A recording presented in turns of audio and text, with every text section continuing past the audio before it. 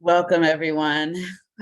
Thank you so much for joining us. We are so very sorry for the delayed start. We had a few technical difficulties in that I didn't have the link, and that then we were trying to figure out a couple of things because we couldn't get my video on at first. So, in all full disclosure, but welcome, everyone. It's so good to know you're out there, and so sad that I can't see you, but and thank you for the appreciation for that music. It got me dancing. It's only 9 a.m. here in California where I am, so I needed that. So again, welcome to this webinar. We're looking forward to having this conversation about the racial justice implications of climate change as it relates to children on the front lines. And really, once the video, it's a recording of the webinar that was transmitted last week. And so you'll hear an introduction from Nsedu Witherspoon, the executive director of the Children's Environmental Health Network. I wasn't on that particular call, so I wanted to just come in, greet you all, and watch it with you all. And then we'll have time for a bit of Q&A afterwards if you still have time at that point, but we understand if you have to leave early, it's about an hour long. So without further ado, we will start to run that webinar, and feel free to introduce yourselves in the chat, as I see already Isis Sykes did from Highland Park, Illinois. I'm from Chicago, so anyway, welcome once again. Looking forward to having this experience and conversation with you all. We appreciate it.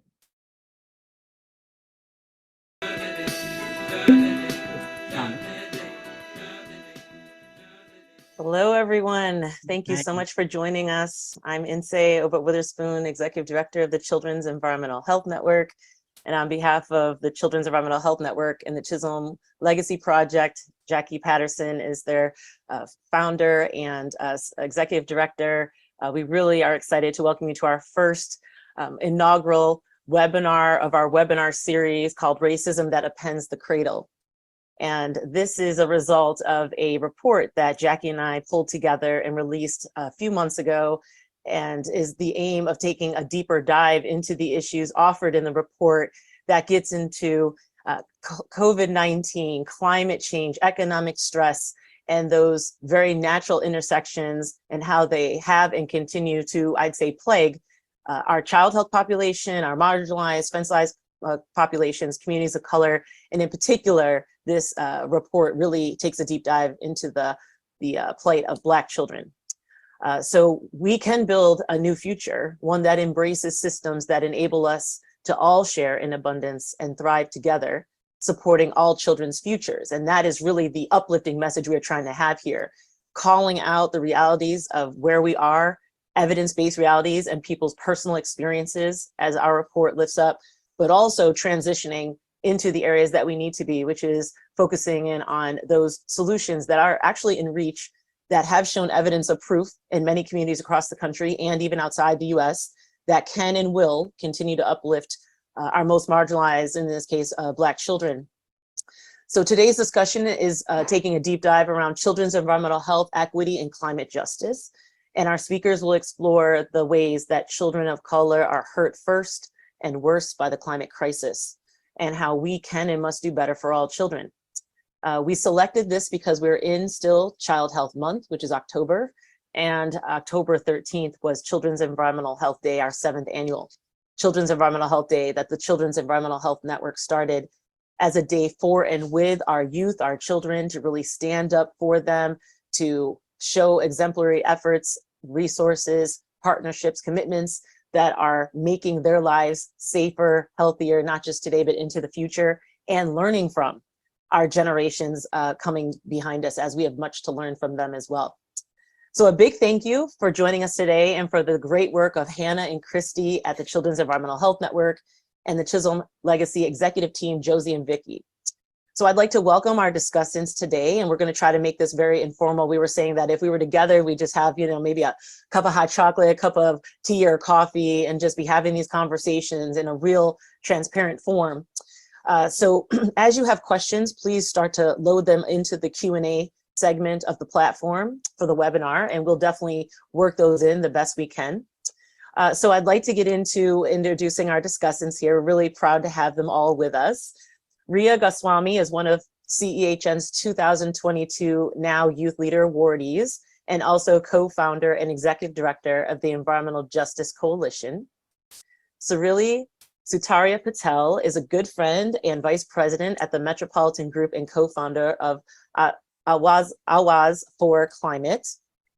Jamie Albert is the Early Childhood Success Institute program manager at the League of Cities.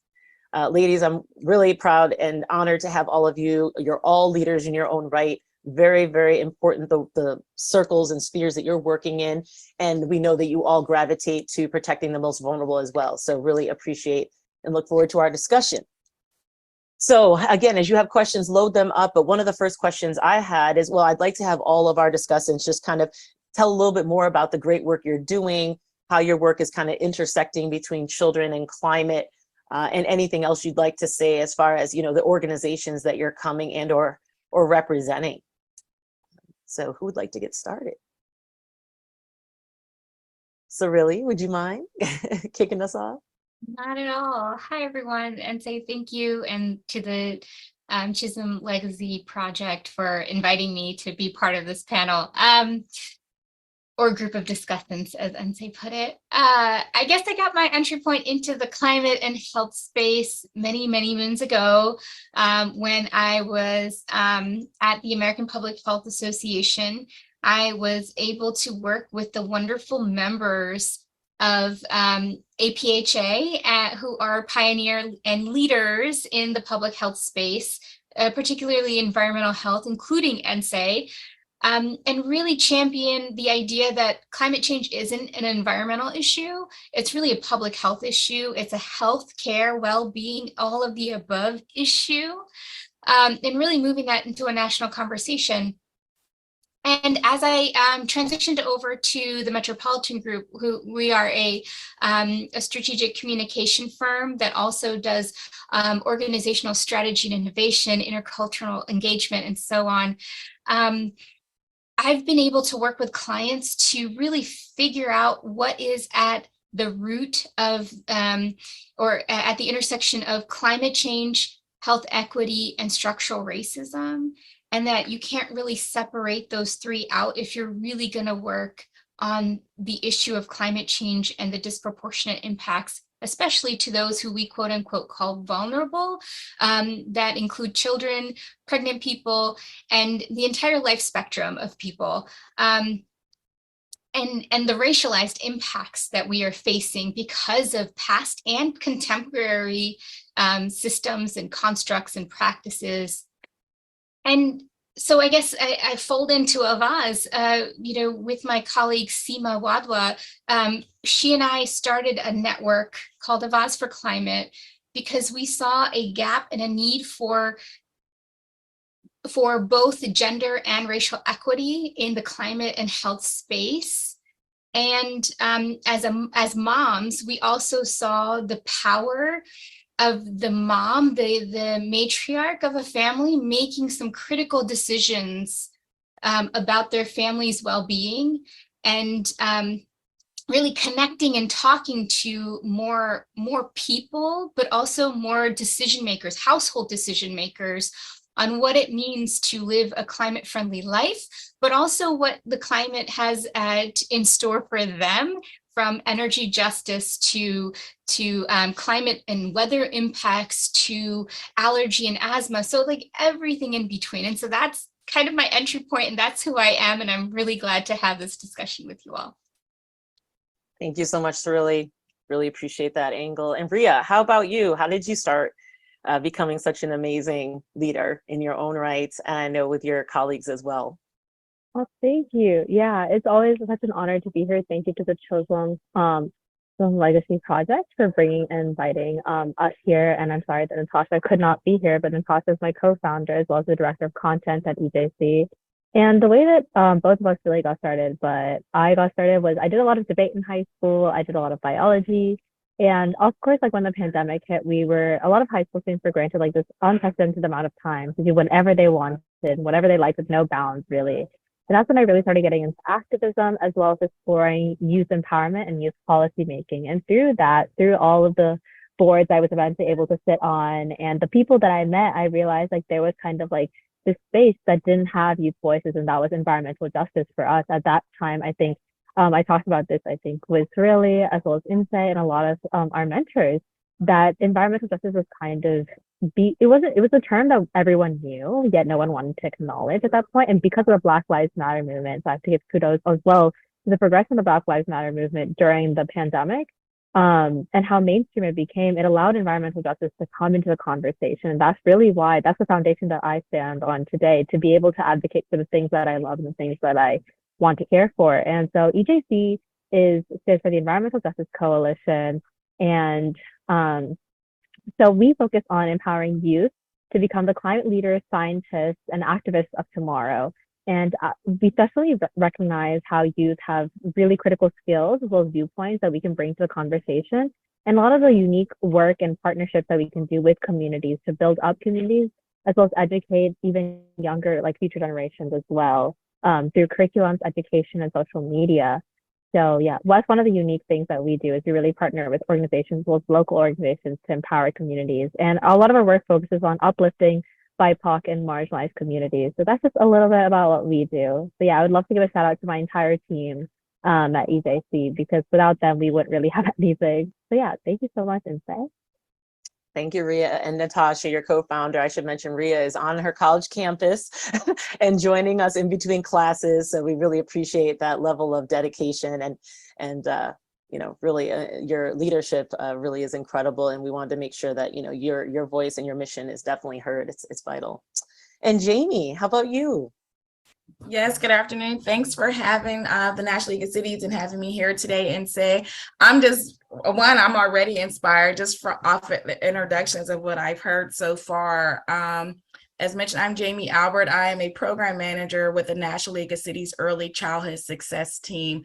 For those who may not be familiar, at NLC, we represent the more than 19,000 cities, towns, and villages across the country, supporting city leaders through advocacy, research, technical assistance, and much more, really working hand in hand with them as they work to create for every city to be a thriving community. And I think in order for communities to thrive, they have to work for children and families. So I'm really excited to be a part of our early childhood success team, where we really work to make sure every city, town, and village is a place where all children reach their full potential, where them, along with their families, live safe and healthy lives from every stage of development, beginning prenatally up through that around that third grade, K through 8 level, as well as supporting the early childhood workforce. Personally, I'm excited. I'm a huge believer in community, and that innovation happens at the local level. So that's why I truly enjoy being able to do these things with city government leaders, not just elected officials, but those day-to-day implementers and boots to the ground workers who have those strong partnerships and ties with the community. It's a different degree of accountability for local elected officials, because you live amongst the people that you represent every day. So one of the things that I do primarily in our work on the early childhood team, my focus is that prenatal to age 3 developmental period, and looking at all the things that impact them. And it's an area I'm always telling my colleagues, like, we touch every area of work across NLC. So whether it's our federal advocacy, our climate, our health equity work, our infrastructure work, it is the connection of human and physical infrastructure. So I'm really excited to lift up what we've been seeing cities do as they include children in their action plans and sustainability plans and climate change and all the impacts that, all the connections in that. So I'm excited to be here for this conversation today. Really excellent, Jamie. You really help round out a lot of these perspectives, especially when we're talking about the critical developmental stages of all children and how vital those stages are for future health and safety and growth and development. So thank you again for being here. All right, I don't see any other questions yet, so I'm going to launch into some of the ones that I was having for our discussion. So I know you're all familiar with the report, and of course that could just be a springboard. We don't have to limit ourselves by any means to the elements of the report, but the framing of our report, you know, does get into, again, like I said at first, the challenges, the reality, what the data and personal, individualized and community evidence of practice and experience has shown for many, many decades now in the United States. So when we do think about this connection between children, equity, climate change, What do you all see as some specific challenges in protecting our most vulnerable, our children, from the impacts of climate change, especially when it comes to children of color, such as Black children? Jamie, why don't you start this time? Yeah. Sure, I'll kick us off. I think one of the first barriers when we think of that is that the fact that the intersections of climate change, environmental justice, and children's health is not brought to the forefront enough. I think that there's that mindset in all things I think that impact us broadly is that the children are okay and they'll be taken care of. And so we often don't call it out specifically, the need for that. And that's truly one of the things that I really appreciated about the report, is how it immediately calls out the trauma and racism experienced by Black children from the womb. So before they even enter into the world, here's these experiences caused either by the natural and or built environment. And so I just think that's one of the first barriers, is that we're not explicit in naming it and naming the impacts on children and families. I do think there's been an increase in the amount, and I've seen it. I'll be fully transparent. I am immersing myself in getting more into the climate space more recently. So as I see it, I'm like, oh, this is amazing. There's people like, we've been doing this forever. And I'm like, this is new to me. And it shouldn't be new to me, because the fact my work around children and families is not new. So I'm really excited to see. I see it more frequently, the research supporting that. And I think as a society, we're really making the case more between environmental health and child development. When we talk about air and water, noise pollutants, access to nature, healthy food resources, we all know that affects the health and well-being of young children, but also that the proximity to those health services and space are vital for a good start in life.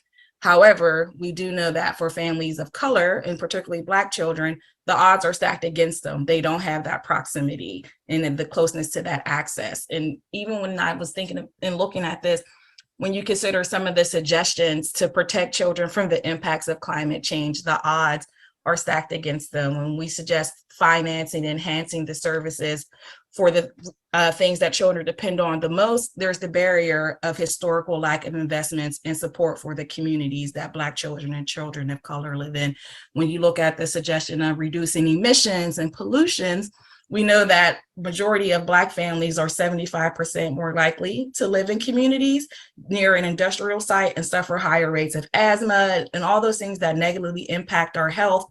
And then there's the push to create more child-centric climate response plans. And I think in that, even when we talk about equity, racial equity, there's equity along the early childhood continuum. And a lot of time in those plans, if children are included, it's school-age children.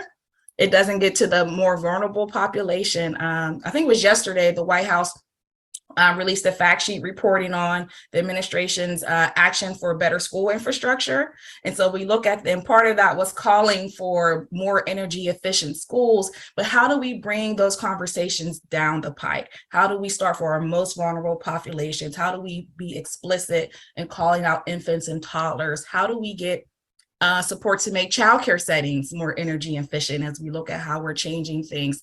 We know that there's so much at stake in those first 3 years of life. That's the brick and mortar of brain development, but we also know the exposures and harmful outcomes of climate change. So how do we do those things that we're being preventive and not reactive during the most vulnerable time of life? So those are some of the things that stood out for me. Excellent. And thank you for tying that right into some of the real opportunities, you might say, as well as continued challenges, because if we have time, we'll get into maybe some of the influx of support, capacity, money that a lot of these new laws passed that I know we're all happy about are potentially bringing in, especially to community level and infrastructure, early learning, and some climate related work. And yet these are very broad buckets. So I know we're also very laser focused in ensuring that whatever we collectively can do to ensure that the agencies that will be receiving and have started in some cases receiving at state level these unprecedented amount of money into the millions and millions of dollars that are intended to go towards infrastructure in the broadest sense. We know, for example, lead piping, is explicitly called out, right? Replacement of lead piping for water, infrastructure. And then there's a lot of gray area. I don't know about you all. I have read through some of these bills, or at least portions of some of these bills, and it's daunting, right? And it definitely leaves a lot of room for interpretation. So to your point, Jamie, about ensuring that we are explicit about, the impacts that early environments have, not only in the trajectory of growth and development. I mean, if COVID-19 hasn't taught us this in this country, that parents, grandparents, caregivers need affordable, safe, accessible childcare in order to go to work, even if work means on a Zoom screen, you need to be able to focus. I don't know what will, if that lesson has not yet been told. And certainly it's tried and true for our K through 12 schools for sure. Any space that our children are spending a predominant amount of their time, we need to be very much better at ensuring that we identify and quickly remediate, so as not to repeat and repeat and repeat the same atrocities. And we do know that children are becoming sick in these environments where they're supposed to be. They're spending time in places where we are encouraging them, we are dropping them, we are sending them to these places with the gross assumption that they are cared for. Not to say that people on site are doing these things on purpose. It's nothing anyone is necessarily doing. It's more what we are not doing. And I would say what we are not investing in. So I'll get off my soapbox and let you all discuss, but you triggered something right there, JV. Thank you. And Ria, how about you? When we're thinking about, there are real challenges. Clearly, if this was easy, it would have been done already, right? And there are many layers of this onion, but where do you stand on some of these perspectives? I think my perspective, I take in college, I take 2 classes actually about this exact topic. I take a class on environmental governance, and I take a class about environmental justice of non-human and human world. So it's really interesting to kind of see how governance comes into practice, and what Jamie was saying really struck a chord with me, because it's a lot of what I see in literature that I'm reading. But in the case of this actual report, I think what really struck a chord with me and the work that me, Natasha, and a lot of EJC does is education. First of all, the importance of education, and that children of color have access to these educational opportunities, resources, broadband access, and things like that.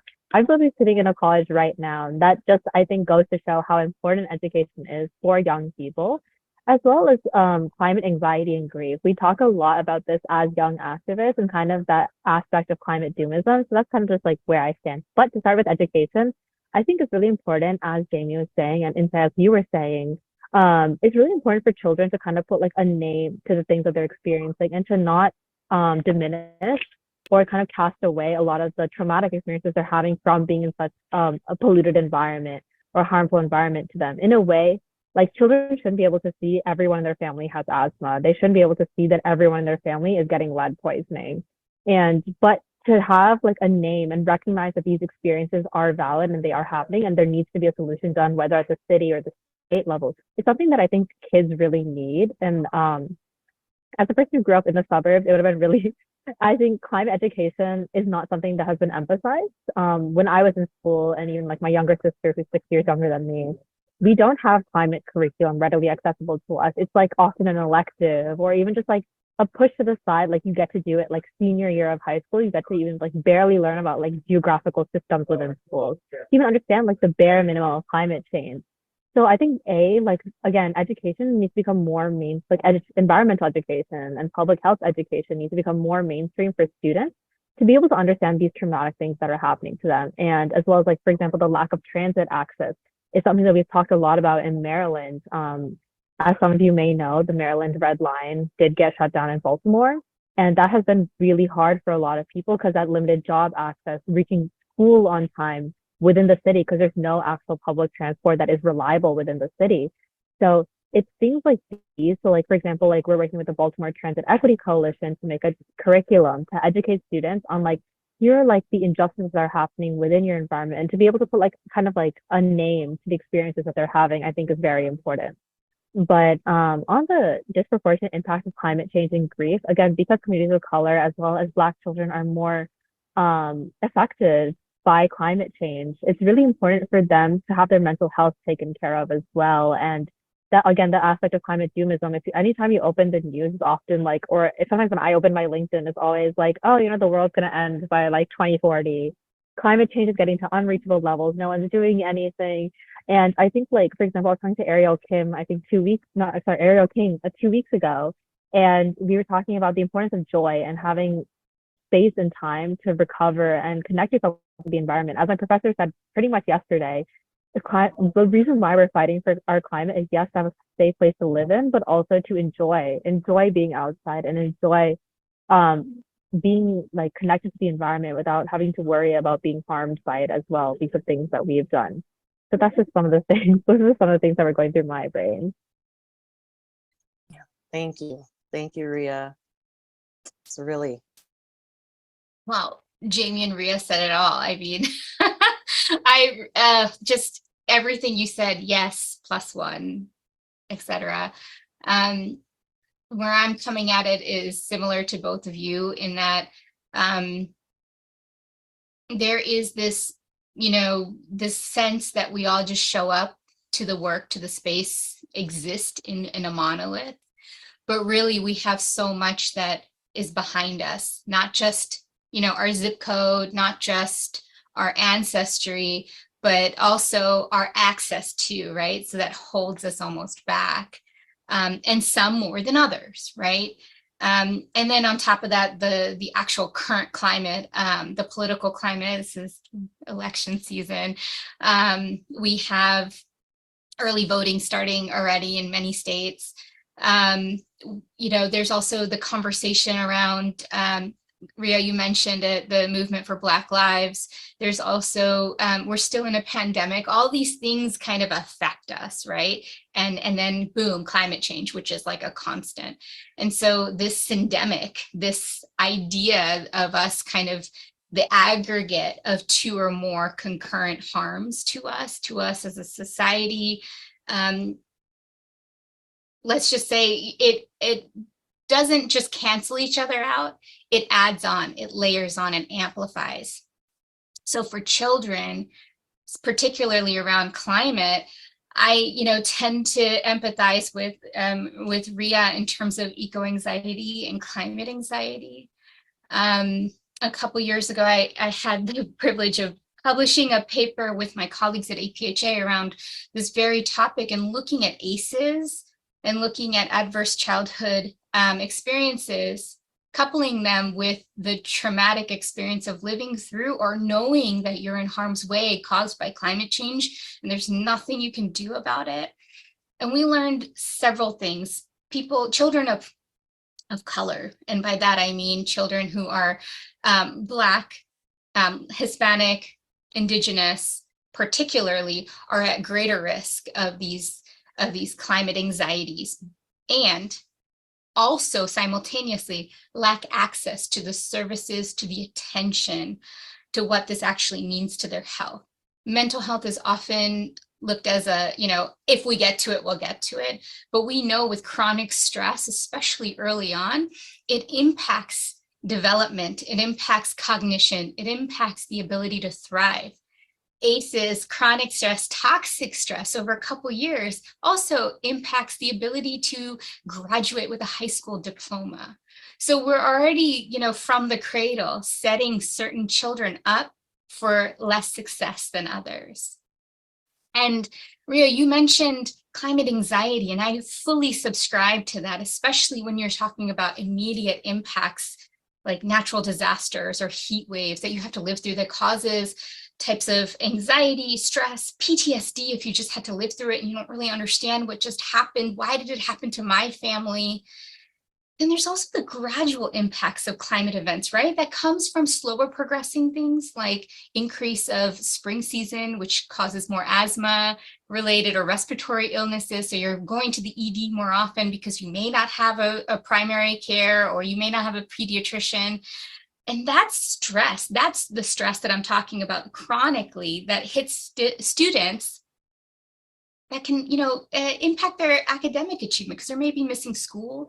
They may have to choose between transportation to school or medication. The parents are making these tough choices. And there's these indirect impacts hey, hurricane just wiped my town and now I have to be displaced. I have to go to a completely different city and start all over again. My ability to like connect with the other students around me.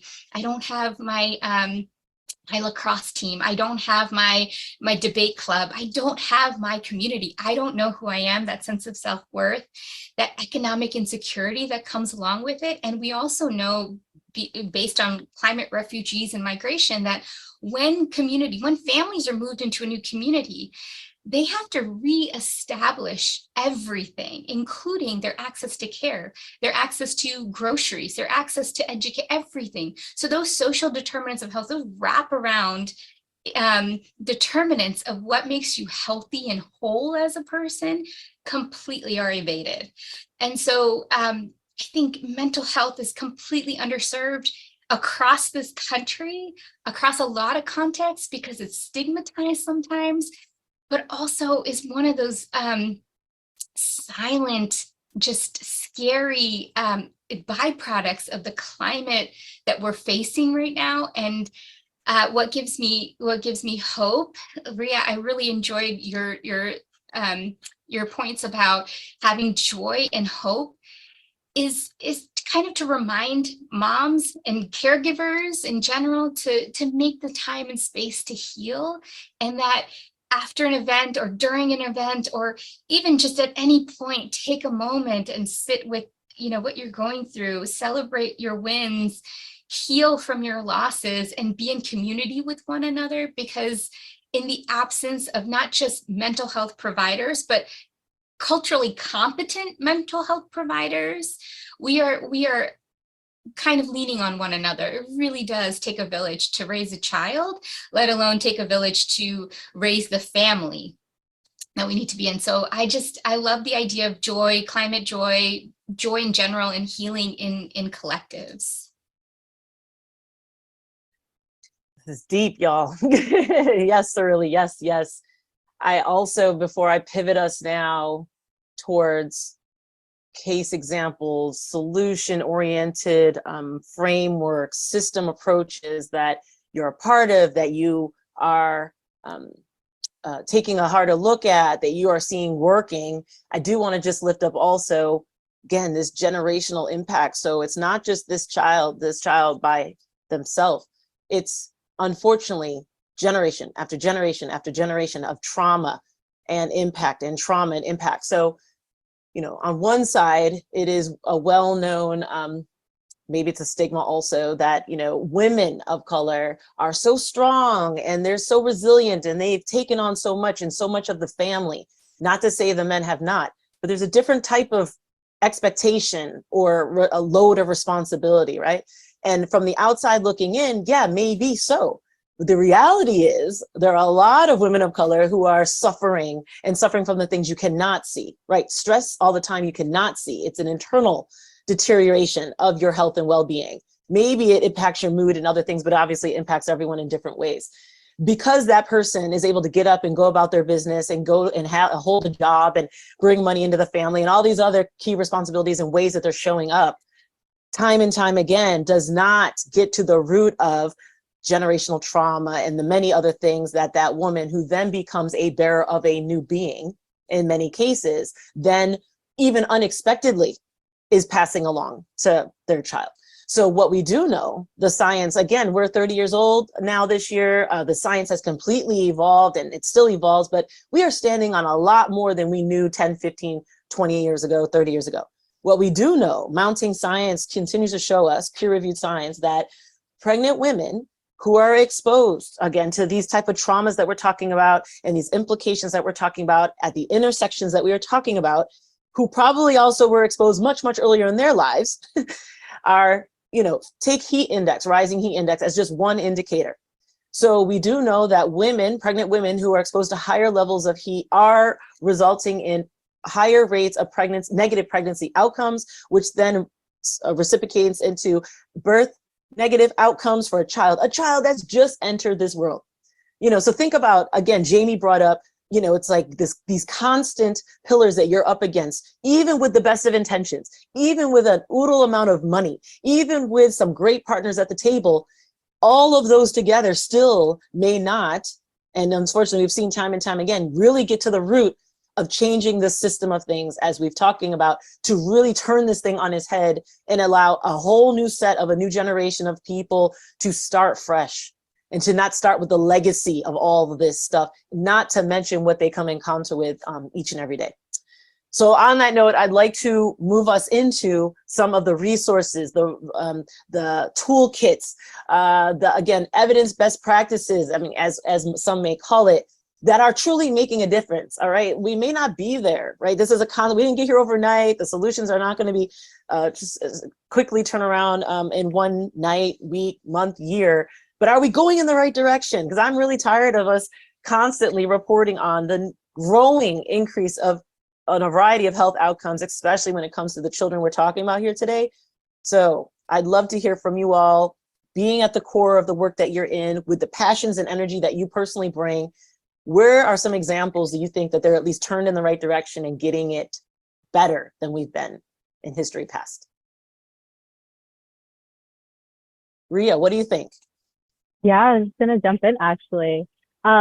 I think it's really important that now one win that I've been seeing happening is that a lot of people, especially like state level lawmakers, are realizing the importance of protecting future generations. And I think that was something that was really understated, as Jamie was mentioning earlier. This trauma, and you too, Insight, like this trauma happens from when these children are in the womb and then as they go into the cradle as well. And so the fact that we need to protect future generations as well. And again, as Surili was mentioning, like having that stress as a mother, being like, is my environment even healthy for my child? Yeah, so states are now recognizing that future generations need to be protected. So for example, I'm from Northern Virginia, so I work a lot with Maryland. So the Maryland actually, there's an environmental group within Maryland who is petitioning to add an amendment to the state constitution that says that all children, people who live within Maryland, as well as future generations, have the right to a safe and healthy environment, because it's a prerequisite to property, like the right to property, prosperity, and like the pursuit of happiness.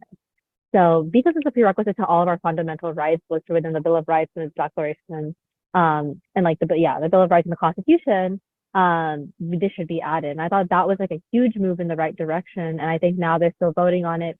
EJC did help make an advocacy toolkit for them to help it get onto the ballot. So I think it was really impressive for me to see that states are now recognizing that this needs to be done.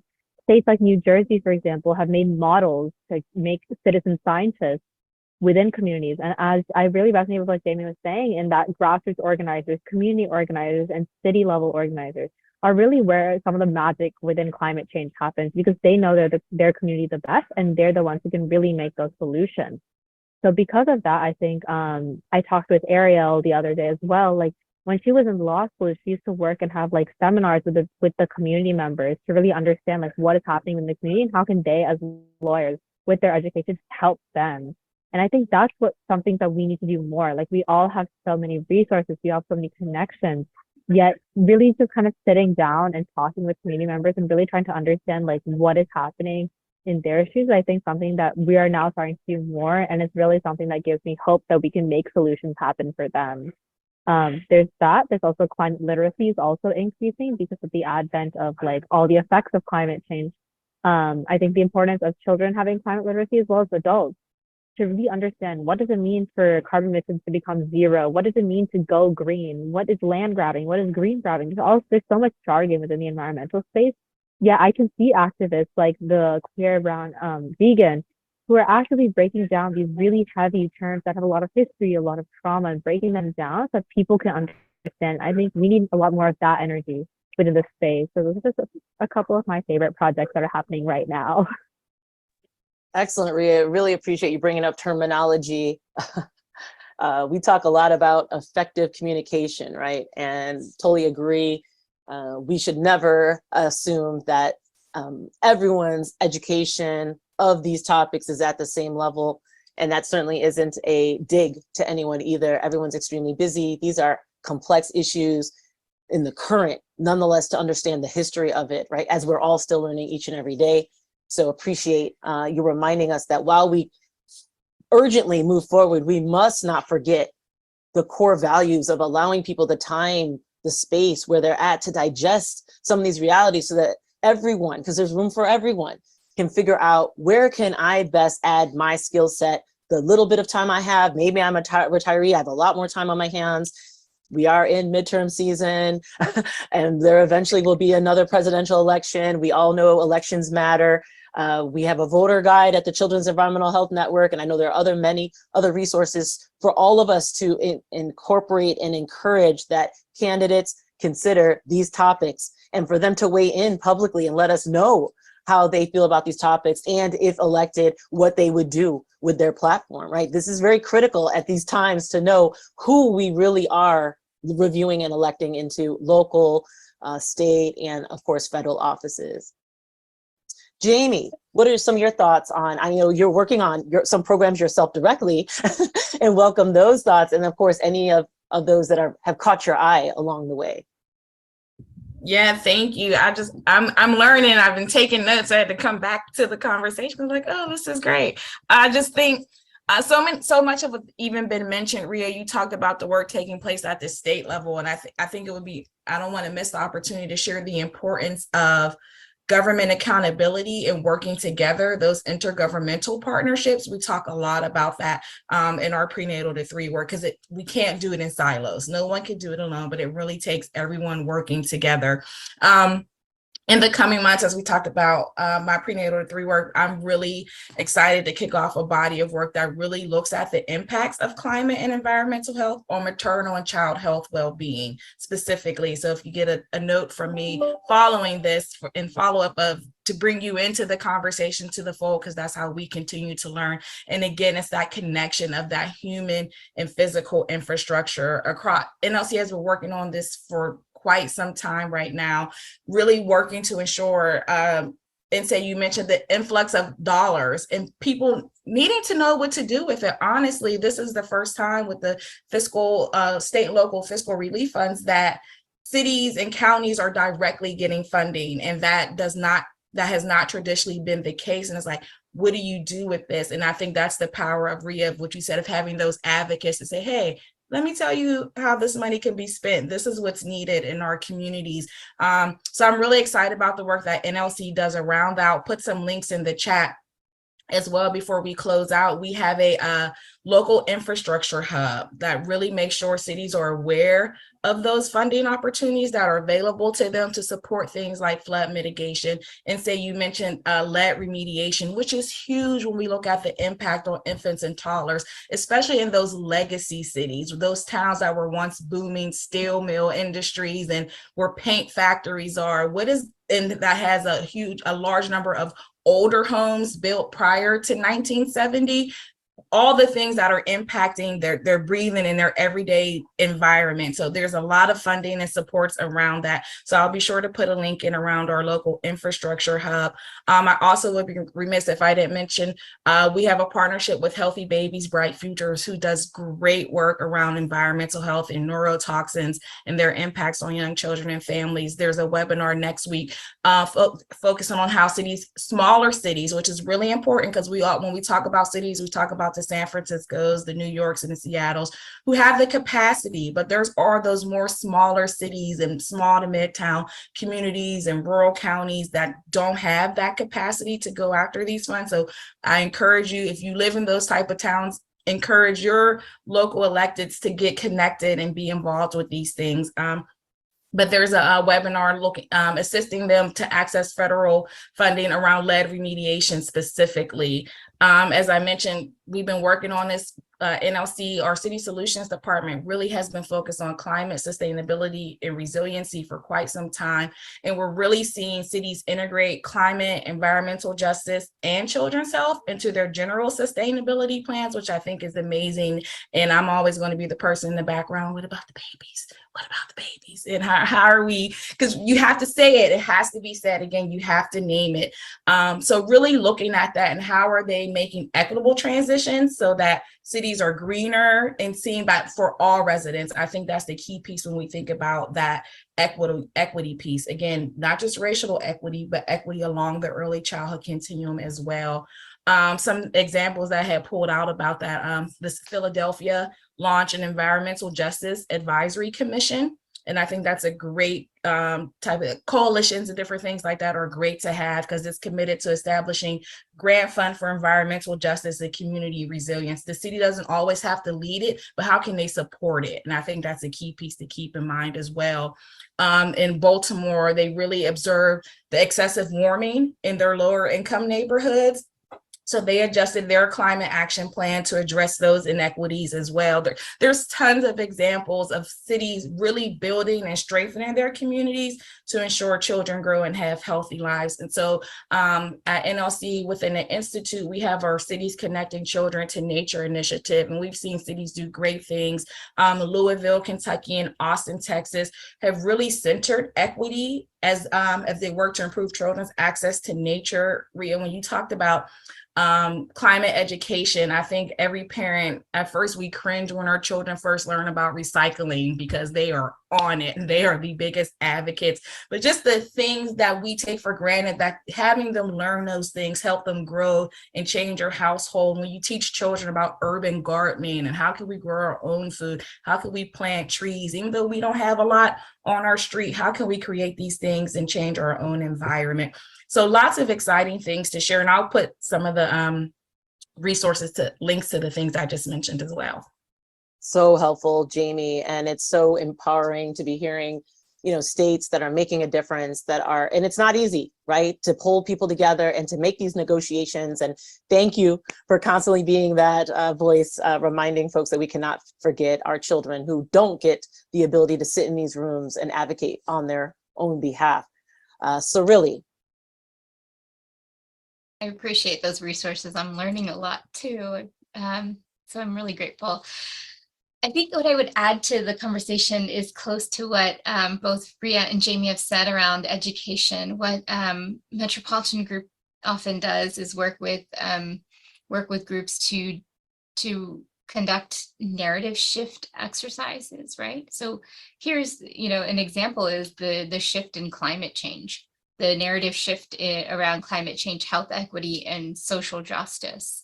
And how that, it's not an equal, everyone may feel the climate impacts, right, once in their life, but not everyone will equally be able to recover or be resilient to them.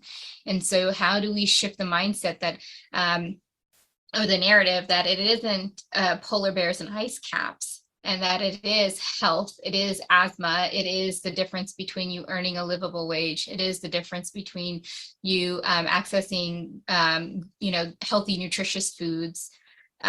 It's all of that, and the intersectionality of it. How do you talk about it in a way that's tangible? Well, one of the ways we're doing this is for one of our clients, where we're helping create a just connection to elected officials at the local level, and using shared values. We start with common and shared values between electeds in conservative states and the advocates who are doing more progressive work, and finding what values they care for most. And while health is top of mind, so are children. You can't really argue when it comes to children. So having those shared values, how do you create programs? How do you pass local laws and ordinances so that we are keeping climate in the forefront? And sometimes it's not climate change that wins the argument. Sometimes we almost advise not to even say climate change in the conversation, but talk about the outcomes you wish to see in your community. And sometimes you can talk about the co-benefits, because a lot of these challenges that we're facing in the climate space, climate health and equity space, isn't siloed, right? Because of the intersectionality of all these topics, we could be talking about climate and housing. We could be talking about climate and safer schools, better school routes. There's so many different intersections that that really are interesting. Something successful that I point to is happening in California. It's called the California Enviro Screen. It's a tool that helps identify households and communities that are disproportionately burdened through energy. So we now know that energy is going to be something of a necessity, especially when we're facing high heat. And individual household energy impacts are astronomical. And so parents, family members have to choose between keeping the air conditioning on and paying their gas bill versus buying prescription medication or food. So energy consumption in the home is a huge issue, and it's disproportionately affecting people by race. Why is that a surprise? It's not a surprise. So when we're seeing residential exposures, we're seeing the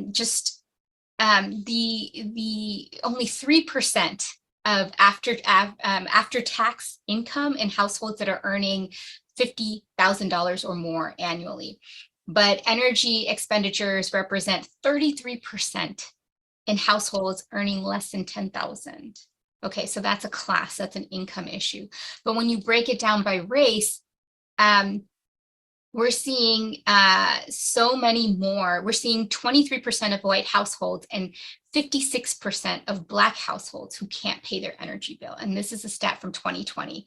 So how do you reduce this energy burden? Well, there's a few other resources that are talking about this right now, including the Lancet Countdown. Just yesterday, the US Lancet report came out, and one of their solutions includes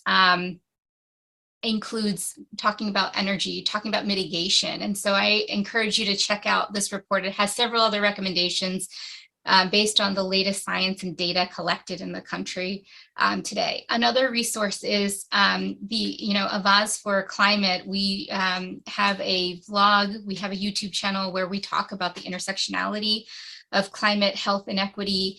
And we talk about structural racism almost in every episode. Nse's on there, Ria's on there, Jamie, we'll have to get you on there to really talk about what it is. And we have a ton of resources that each one of these amazing speakers come and share with us. And so I also encourage you to check out the resources there. And the last thing I think I want to say is that when it comes to just making a shift in the case examples is really rooted in the individual, ultimately, in the power to vote, the power to decide. And so I know we've talked about voting and it's election season, and it's so incredible to just understand that while national elections are super important, right? It's also critical that if you can vote, to go and vote in your local elections, because that's where decisions are happening about your school districts, about the greenscaping of your parks, about your access to transportation and how transportation is being brought to you, public transportation. So all these things, including criminal justice system, they're all happening at the hyper local level. And so while it's really exciting to watch the presidential election, it's even more exciting and important for us to be extremely active and engaged in our local elections. Thank you, Surili. And that's a great pivot to our last lightning round here, because you've all been so informative. And I'll just also mention the Climate Equity Collaborative, which the Children's Environmental Health Network has launched this fall. It's more to come. It's helping me get for the first time to COP27 in Egypt in a couple weeks, which is the big United Nations climate summit meeting. And this will be the first time that we've held a children's environmental health focused program as part of the first ever environmental justice pavilion, which also is very worthy of gaining a lot of attention. The focus on justice, which has been environmental justice, climate justice, which was identified years ago at these meetings. So a lot of firsts, a lot of novel opportunity, a lot of networking we're going to try to do on the international stage and bring back what we can. But there's a lot of domestic focus work here to lift up existing programs that, again, are making a difference and could use more leverage, could use more capacity, could use more money, could use more media attention, could use more partnership. That's one of the many ways that this Climate Equity Collaborative wants to help be a steward of these connections here, children, climate equity. So as we do our quick lightning round, Ria, I thought maybe if you had 30 seconds with our participants, what would your mantra call to action be? My call to action is always and will forever be, being an activist is never one thing and never one dimensionally one thing. Everyone can be an activist in their own right. I know we hit on this point a little bit, very briefly, but we all have the capacity. And sometimes activism can look like just even being up to date with what's happening in the movement and taking the time to understand these histories. And yet you'll still be better off in understanding and talking with your community. Even better, if you have a little bit more time, you can go talk to community members, join local organizations, and give funding to these people, or give your, even more valuable, give your time to these people to help these opportunities. We always need more volunteers, more groundwork. And even better, if you're a scientist, a professional, your expertise is always needed forever in everything that we do, because the climate change movement is so intersectional. We always, like, for example, there's a young person who you know who's interested in the climate movement. Mentorship is one of the most beneficial things that Natasha and I have had the privilege of having, and really guiding us through this movement and getting to know so many people, such as Surili and Say, and now Jamie. Like, it's amazing, the power of networking, as well as even just giving your expertise. Of course, public health has become so amazing in the intersection of environment, but now we're looking at finance with ESG, for example, and things like that. So I think everyone has a space within this environmental movement, no matter what age, no matter what background. But that's just my 30 seconds. Excellent. Definitely kudos, support all of that. And I think we're all beneficiaries of all that you mentioned. How can you know to be involved or engaged if you don't at least have an opportunity to explore and being exposed? And that exposure pathway can come in many different ways. But like you said, just simple time really goes a long way to help shepherd, engage someone at any age, and especially our youngest, who have so much to give and so much skill set. And again, should not be shouldering the impacts of what has been created in this life for them. Jamie, how about yourself? I just echo so much of what's been said. Ditto to Surili's points about those local elections. Please get out and vote, have your voice heard. My 30-second pitch, I just think as communities are developing these plans to enhance climate sustainability, it's critical that they are child-centric, have our most vulnerable populations in mind, starting with the earliest years of development, with houses impacting pregnant women, infants and toddlers, and historically underinvested, disinvested communities that are vulnerable. Make sure you're keeping equity central. One thing we drive to our partners when we're talking about equity being central for early childhood success is we encourage our partners to always ask who's benefiting, who's burdened, and who's missing from the decisions that you are making. And if you can't actively properly answer those questions, there are more people who need to be at the table. So continue to break down those silos and build connections between healthy development, climate, and justice. Get connected with organizations that you've heard here today. NLC is happy to be a partner, and continue to learn from one another. I've learned so much today, so I'm grateful for that. But let's continue to surface the impacts on climate and environment, on children and family, and surface those strategies so that we can improve outcomes. Excellent. Thank you, Jamie. Thank you. And Surili. Yes to everything Ria and Jamie just said. Amazing. And I'll just add specifically to the people who are working in this, what makes our work especially difficult is that we're surrounded by social injustices and one crisis after another. And the swarm and the volume of information we find on the news and social media feeds can be super dizzying. And that there's no denying that injustices of the past are still being lived, experienced, perpetuated in contemporary forms that we can actually see and touch. And so to cut through the national debates and the ideological and political divides, I'm certain our work needs to reflect and should be rooted in the community experience and the expertise and wisdom of those who have been on this journey for much longer than I have, and that there's magic in the deep listening that we can do, whether it's with one another, whether it's with the communities we hope to work with and serve, whether it's with academic institutions, governmental agencies, etc., that there's magic in deeply listening and coming from a place of deep curiosity, authentic curiosity and concern, so that we can find a common ground, and that no matter how much health is seen as an individual challenge, it's nothing but that. And so too is the road to healing. So I just want to bring it back to say, we do need to make time for our own healing so that we can help others as well. Perfect. And we know we as women in particular talk about this often. We are no good to any of the work that we're passionate about if we can't also take the time needed to be there for ourselves. So wonderful point to start on. These are heavy, heavy issues. And I'm honored to be alongside all of you and your networks and the partners and all of you that have joined us today. Because again, it's going to take all of us. I really hope that at least one point, if not a bunch like me, have really touched you today. And I really encourage all of you to do some deep, mentoring and meditation and take a walk, think on some of these things. Again, there is a role for all of us coming out of this child health and children's environmental health time of the year. This is the whole point. There's always more work to do. There's more partnerships to engage, and we are all stronger together in meeting these achievable, in many cases, equity-driven, child-centric goals that will also benefit our climate's health. Thank you, with deep appreciation. Be well. Wonderful. So we won't keep you all much longer, but yes, it was good for me to experience that with you all, and appreciate you all of the wonderful chat exchanges, and just really appreciating Nse and Surili and Ria and I forget the other person's name, but who just shared so richly, and you all for enhancing it with your own reflections.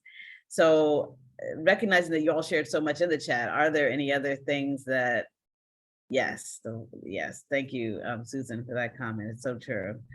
Any other comments that you all want to share or questions? I mean, we know that we're already quite over, but we just wanted to make sure.